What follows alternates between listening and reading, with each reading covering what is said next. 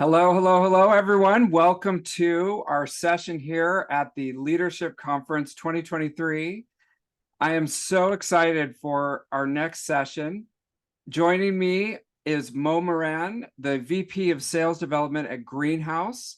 Mo, how are you doing today? I'm doing really well. Thank you, David, for joining me in a conversation at Tenbound's conference. Really appreciate it. I am so excited to dive into this. We're going to be talking about the red flag data framework and specific ways to drive healthy sales and marketing alignment. And as a sales development leader, this is your forte. You're sort of the connective tissue between these different departments. So I would love to get your thoughts on what is the red flag data framework and how do you utilize it? Yeah. Great. Thank you so much for the introduction.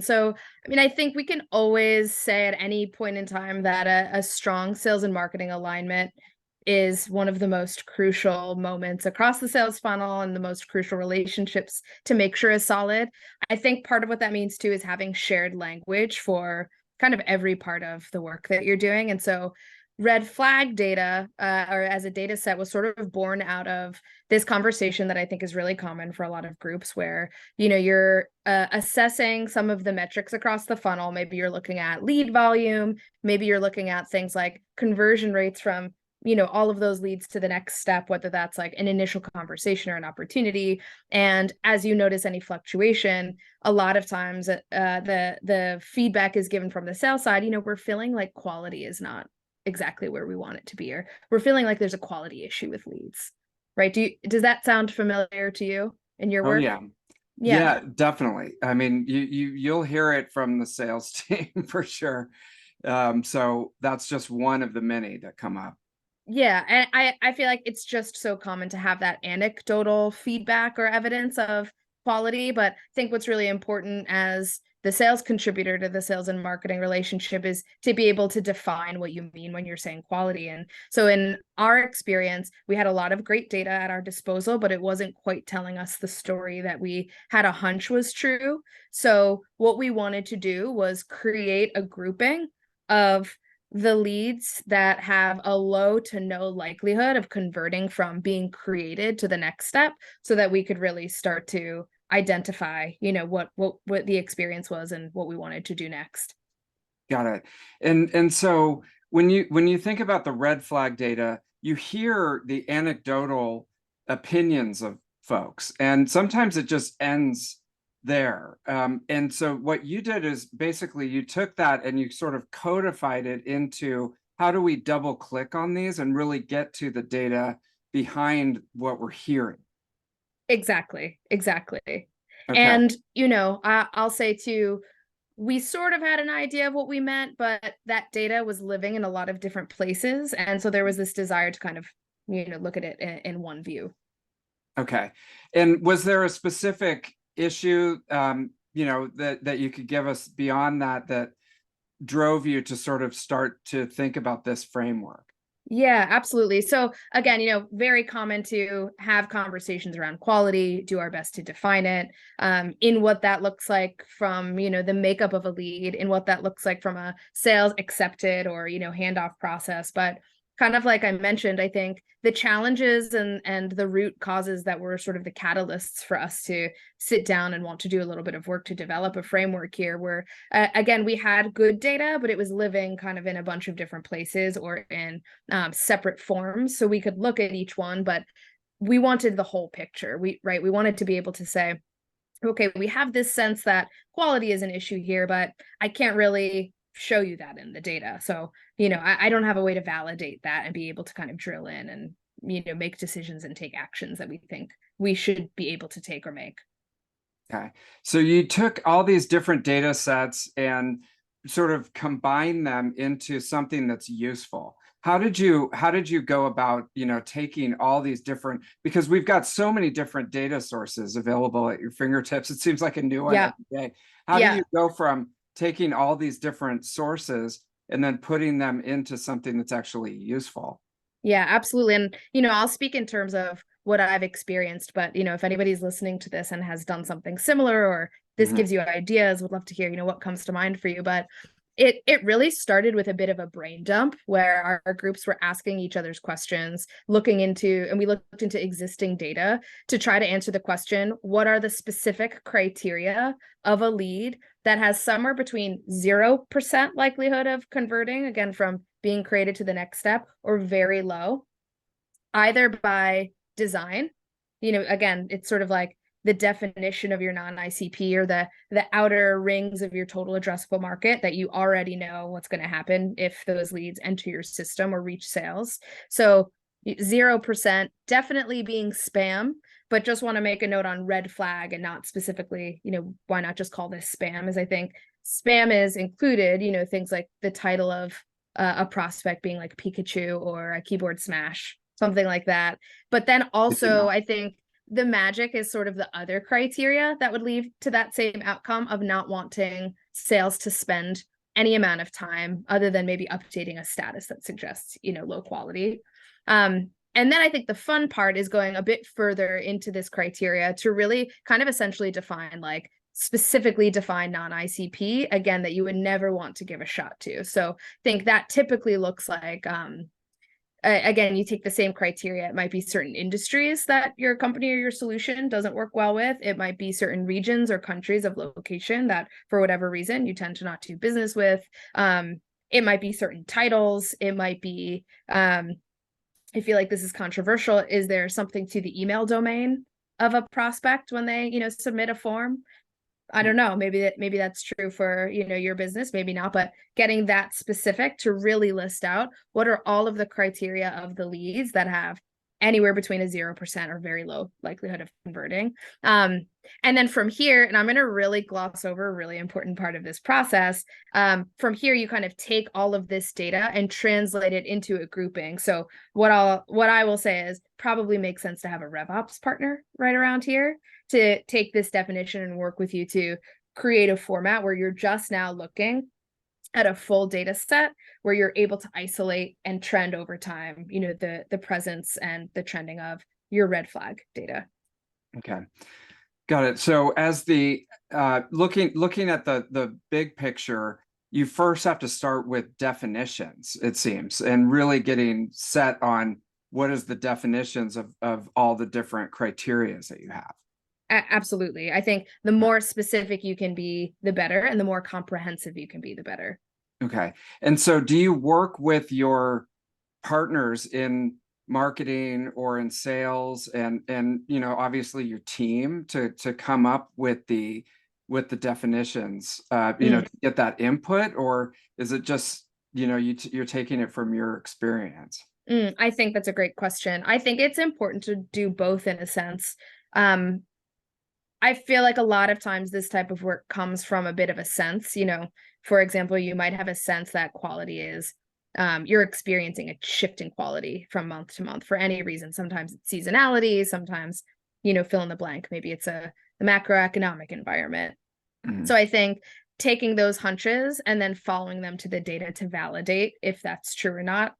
In other words, are you seeing a rise in a certain industry or a rise in a certain title type, or fill in the blank? But then again, to your point, I think absolutely important to consult the folks that are involved across the funnel. So definitely demand gen, who has access to a lot of data of their own. Definitely the sales team, often where this type of feedback originates.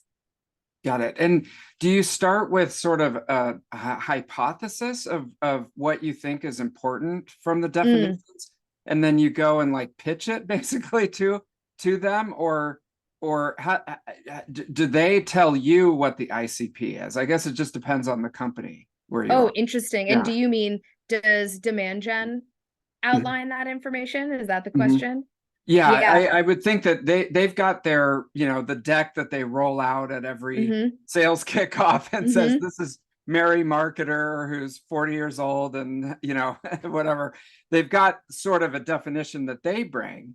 And then you run that past the sales team who's actually out talking to people. Theirs is completely different. We sit in the middle.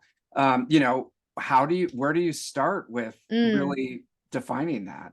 Yeah, that's so interesting because what I'm hearing sort of between the lines is unless you're able to define really clearly and at a detailed level your ICP and agree on it, then how do you know what your non-ICP is or what your red flag is? Mm-hmm.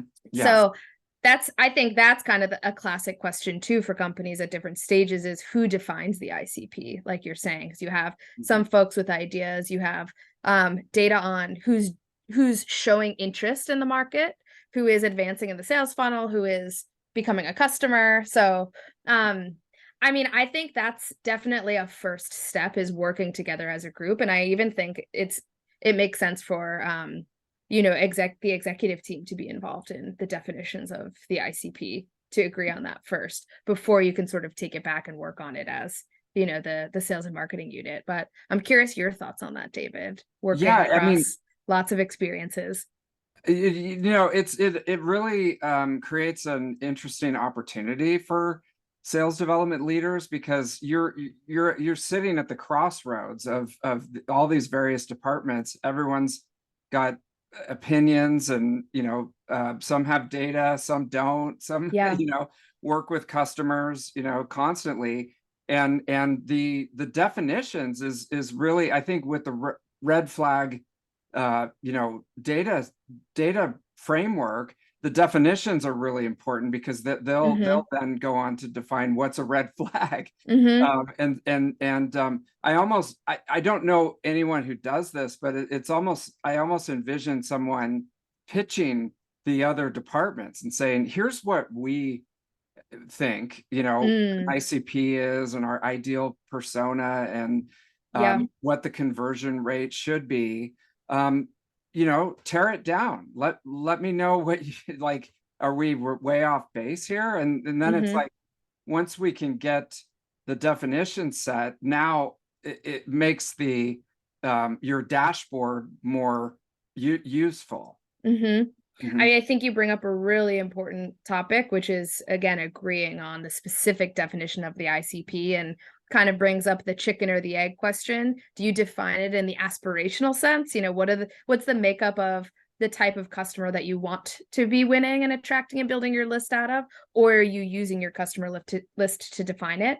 Because I've seen that look different if you were to take different approaches, right? So, certainly to your point, I can envision the same if you were to ask two people from sales, two people from marketing, two people from another department the definitions and they're different in some ways, or you're not pulling up the same resource, then that feels like a great opportunity to maybe you're pitching it, maybe you are. I would also, what comes to mind for me is understanding the makeup of who is moving on at each stage of the funnel. So who is expressing interest at the very top of the funnel of those groups, who's moving to the next stage, and so on, all the way down to your closed won new customers, and seeing if what the makeup of, that movement is what you would expect it to be and what you want it to be as a business. Yeah, and things are moving so fast these days. I mean, just lately it seems they're moving at lightning speed. So how often do you kind of refresh Mm. the dashboard and put in a potentially new parameters to Mm. be able to follow the data? Yeah, I think that's a great question. I mean, I think the answer is to how often are we refreshing dashboards? I feel like I can hear, a unanimous response of like all the time, just constantly refreshing the dashboards as far as tracking any movement. So I can speak to, what do you then do with like in the case specifically of red flag data? How often do you refresh it? How often do you consult it? But I love the question, how often do you iterate upon it is sort of what I'm hearing from you too, which I think, again, anytime there's a sense of, I think either something exists in the red flag that maybe shouldn't be. Actually, we think this is more of like a normal type of lead, or the inverse of that, where, we're still seeing groups of leads show up in our normal data that we actually still have a sense is not leads that we're planning to convert, nor would we want to spend time on them. Got it. Okay. And so then you take that knowledge and you put it into the next iteration to potentially it really, you can use this data to emphasize what people are actually doing and what they're working on the team, right? Exactly. I think, the impact of these data sets go in both directions, farther up the funnel and then over to the sales side. Okay. And so for example, you get a Slack message, or you come in one day and the sales team, someone on the sales team who's always complaining or always giving you I don't know anyone like feedback. that, David. Let the No record offense. state. We love our salespeople. But they come back and they're like, the quality of the appointments that I've been getting has really been going downhill. Essentially, I've been wasting a lot of time on these meetings. Okay, so now you've got your red flag data set up. What do you do? Yeah. And in this example, is this an account executive and they're having a demo, let's say, or they're having a conversation? Yeah. Well, classic leadership follow-up. Can you give me an example? That's what I would do. I'd like to see, some specifics so that I can understand. I think the follow-up question to that, if I'm looking at a specific example, I would say is talk to me a little bit about what doesn't feel quality, because then you sort of have there's probably a few offshoots or categories, but the two that come to mind for me is there's something about how qualified this company or team is. Is it more of the sales motion of, there's no budget, there's no timeline, that sort of thing? Then that's probably within sales, right? Maybe that's a handoff motion or a qualification conversation. Or you have sort of the technographic, firmographic criteria that make up your ICP or non-ICP. So I would probably take that. Let's just say in this example that it's that. Actually, we know we don't work with this type of industry. Our solution just doesn't, work to support it. So it becomes a difficult conversation on both sides. Then I would validate that against, we have a shared ICP framework. So we're not even at red flag yet. Do we know if this is sort of unanimously considered ICP or not? If we don't know, maybe that's the conversation I would have. In this example, let's say we do know that. Then again, what I would say is, was there something about, before we even get to, let's say, an opportunity or, a first call, was there something about this that we think should not have made it through the funnel? Meaning it shouldn't have even arrived at a sales development calendar or inbox in the first place. And if that was the case, then I would isolate whatever that data set was, or, criteria on that lead, and I would include it in the red flag data. And so now that becomes part of the red flag data set, which, we can talk about, well, what do you do? Like, great. So I've done everything you just talked about. I can see my red flag and my normal, like, now what? But I think that's a very real example that you're describing. There's so many different layers that could potentially be causing that. And it's almost like you become sort of a investigator. I was going to say, yeah. Columbo. Exactly. I just got one more question about that. Okay, so, and then another example that I can think of is if you start to see a trend of the conversion rate used to be really high for a certain type of inbound lead, for example, right, and then all of a sudden it's going down or even went off a cliff, and you look at that and you go, okay, what's going on here? Yeah. Again, another very real, great scenario and example. And I think there's a difference between types of leads displaying low conversion, let's say, and that is that, would determine what I do with this example, which would be, does it make sense that the conversion is low? Meaning you already know we shouldn't be converting these. Again, maybe it's an industry your solution doesn't support, or, it's not a real lead, it's spam.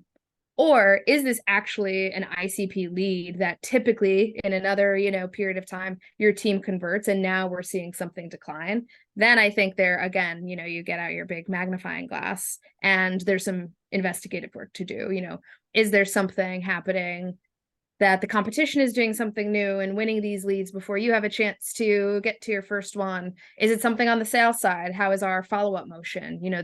I think there's a number of different places that you can go if it's a type of lead that you should be able to convert at some sort of benchmark baseline rate.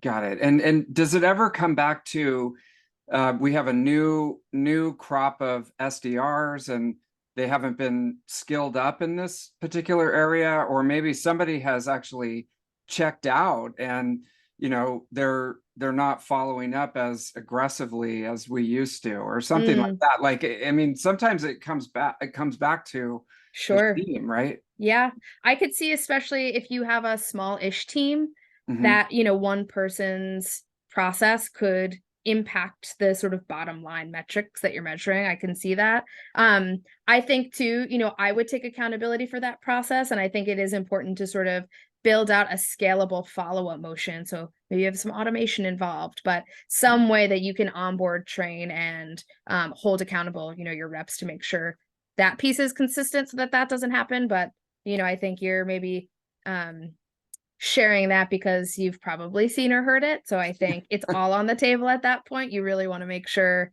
that you can confidently say, if I were in a meeting with you and you were asking me if that's happening, I would really want to be able to confidently say, I hear you. I don't think that's the case. Let me be able to support that with, what the process is, and, what good looks like by way of adoption to that process. Yes, and I think Edward Demings said, you know, you're just a person with an opinion unless you bring data or something. I'm murdering that I'm gonna phrase, borrow but that. yeah, yeah. Google that after this presentation. Now I want to know Yeah. exactly what it is and if it's what you just said or if it's Yes, something like it. yes. So you can Google it right now. That's fine. Yeah. We can multitask.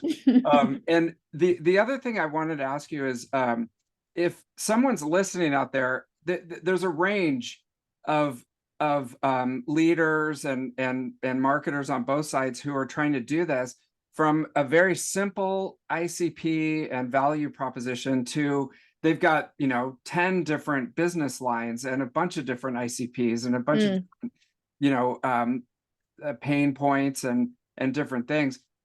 Can you use the similar framework from a simple to a more complicated market? I think that's a great question. As you're saying that, I'm thinking of these more sophisticated versions of this. So by all means, would love to hear if anyone listening is doing something more sophisticated, or if folks that are feeling like this resonates, feel like this could apply to either a similar scenario or something more sophisticated. Would love to hear about it. But with this kind of set, I love to try to keep it as simple as possible so that it's clean. And then you can always drill in, apply it to different, however you're measuring your different streams, your different sections of your funnel. I think you can apply this type of data set too. Yeah, it's scaling it basically. If Right. if you just have a very simplistic model, then it's probably going to be easier and you can focus more. But then if you've got 5 different ones, you just have to be able to set up your dashboard for each of those verticals, for example. Absolutely. And such an important part of creating something like this is making sure that cross-functional partners all sort of benefit and are able to leverage it. And I think that tends to require more simple than more complex elements or definitions of what it is, what it means, and what applications it has. The more complex, the more difficult it is to communicate across all of those groups and really make sure it's understood and being leveraged to the best of, its ability to impact. Mm-hmm. Yeah, I mean, and that's why, I mean, obviously I'm a big fan, but sales development leaders who are really good at the job are so amazing in the ability to bring together these different departments under one banner, moving forward, of creating pipeline and revenue for the company. So it's a really amazing skill set to be able to do this.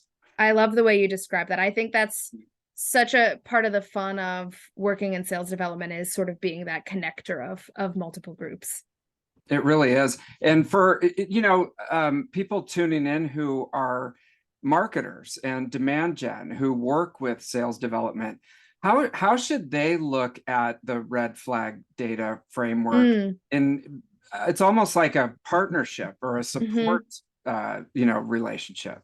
Yeah, I think it's the same thing. So I think a big benefit to having this data set for marketing is that it gives the ability to, again, sort of take that feedback of, hey, we think we're feeling great quality in the leads this month or low quality in the leads this month, be able to measure it. And then let's say you're just isolating your red flag data set. if you can roll it down to your wherever you're spending money and see, okay, maybe we're getting a ton of leads, but actually they're in this red flag data set. Probably a good indicator to not spend money in that spot and maybe spend it elsewhere. Or if it's coming from a campaign, who is the audience of that campaign, right? And maybe it's intentional, maybe it's unintentional, but it gives you the ability to really take that data that you're measuring and follow it to the origins and then make decisions. Yeah, and I can remember a specific use case for this because it's all coming back to me now. I was working with a sales development org, and they were always complaining about the content syndication leads. They were like, I can't take Sure. any more content syndication leads. Uh-huh. And now this framework gives you, okay, what do I do with that information? You've got to be able to isolate it, back it up with data, and then go talk to whoever's been buying all these content syndications. That's right. Yeah. And chop it up. Yeah. And, in the event that scenario has a really clean set of data, normal and red flag, the group would be able to say, okay, we hear this feedback, but actually all of these leads are considered normal. So let's talk about the follow-up process, or let's talk about if maybe these leads need more nurturing before they make it to sales. It just lets you spend your time in places that are going to drive the outcomes that you want versus just feeling unclear about, what we mean by quality. Got it. Okay. And so last question for you is, I'm sure that you've got a million different priorities coming in every day. And people want a minute of your time to be able to do things. How do you break out time in your schedule to be more analytical and do some analysis of the data when there's just things coming at you all the time? I hope you ask this question to everyone that you're speaking with on this day, because I would love to hear their answers. I think Okay. for me personally, it is sort of a continuous work in progress. It's spending that reflective time. Like I think we're all probably really good at multitasking. Personally, I'm really working at monotasking, like sitting down and doing some, deeper, more reflective work. So for me, I often just need to really sit with a data set, click around, understand, look at examples to arrive at whatever the data is telling us. And then I also really love to have conversations like this with my internal partners and ask them the same question. Many brains and many, experiences and different roles across the funnel are going to see things maybe a little bit different, or maybe you're going to validate each other if you have those conversations. So personally, I really like to lean on my demand gen partners. I lean on my other leaders in sales development, and I love to pick the brains of my RevOps partners who helped create this data set, because they're going to see things in the building process that I might miss. So I spend time alone, doing my due diligence, arriving at my own sort of call outs or headlines. And then I ask, a few different folks and partners the same questions, and we kind of agree, debate, and arrive at a shared series of outcomes. What are the headlines? So I think you have to have that kind of debate process, agree on what the headlines are, and then again, you're taking whatever actions make sense. I don't do it alone. That's what I'll say. Got it. Okay. And the big themes, this is so helpful, is monotasking, communicating, and then those relationships that you have throughout the organization to be able to have those conversations. Those are the major takeaway from today. That's all you need to know. Yeah. I think about we're a big proponents of the Lencioni model of organizational health, which begins at trust, and you need trust then to have conflict so that you can basically agree and move on and do the actual work that you need to do. So that's probably my favorite part with my internal partners. It rarely sounds like debate as much as it is really kind of pushing on things and validating what people are bringing to the table, so that you really leave with a shared set of outcomes. And then you can talk about actions. So got it. All that to say, everything you just said, yes, makes total sense. I agree. It's a build on that foundation of trust. And well, Mo, we've had some great participation today, and I've got a whole notebook full of notes, which I always have from talking with you. And just want to thank you so much for coming on and sharing your wisdom on the conference today. Thank you so much for having me. It's been a great day, and looking forward to hearing from other folks on the panels today. Definitely. And there's notes and Mo's LinkedIn in the comments. So hopefully we can all connect. And we'll see you on the next one. Would love to hear from you. Thank you again, David.